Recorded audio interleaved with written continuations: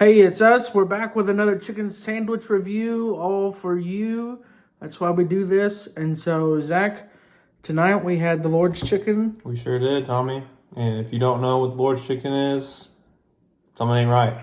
Yeah, you need to get right with the Lord because everybody knows that Chick-fil-A is the Lord's Chicken. And so, it's kind of the gold standard. Nothing special about Chick-fil-A. Per se. And I know people might automatically be thinking, oh, I don't like where he's going with this, but Chick-fil-A they never do you wrong. No, yeah, they're consistent. They're not going to knock your socks off with it, but what they do it well. That's right. It's consistent and it satisfies. And so that's kind of where we landed on Chick-fil-A. Yeah. The bread is always good. I feel like the filet patty is, sometimes it's very moist, sometimes it's not, and sometimes you get a really crispy sandwich, which is what I like, and sometimes you don't get a really crispy sandwich. And so, although there are some of those differences, I still feel like it's pretty consistent. Yeah. Mm-hmm. And of course, the debate is pickles or no pickles. I like the pickles. Yeah, I don't mind them. I think they add to it. It's part of the experience. But one other thing that I would say, if you want to take it to the next level, and this is a recommendation that originally came from Pastor Doug Melton, and he suggested one time that I add American cheese to my Chick-fil-A sandwich. I did it, and I never went back. I still need to do it. I guess I'm just a purist. I don't know. Yeah. And of course, at Chick-fil-A, you get the waffle fries, you get sweet tea, you get all the sauces. And so, what are we giving Chick-fil-A? I think collectively it earned a 7.25 out of 10. That's right. And so, we did settle a debate on that. We did put it above Popeyes, which, again, I know some of you disagree with, but we're the professionals and you're not, so stay in your lane. That's how this works. We're the reviewers and you're the viewer, so that's what we've decided. And one other thing, we want to review just slightly a place that we went to a couple weeks ago.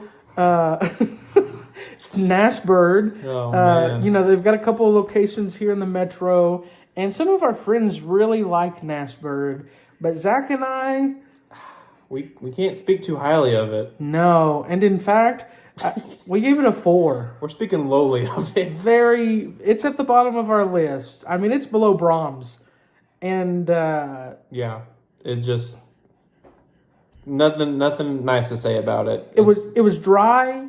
It was so crispy that it was hard. Like, it was almost like I was afraid I was going to break my teeth. Yeah, it's not a pleasurable experience. It's like soaked with grease.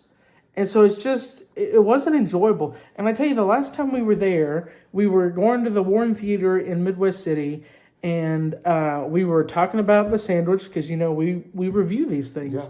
And so we were talking about that, and we had referenced another restaurant, and a worker happened to be walking by, and she said, "Are you guys really talking about another restaurant?" And we're like, yeah, we review chicken sandwiches, and so we're just making some comparisons. And she's like, well, you're not allowed to do that here.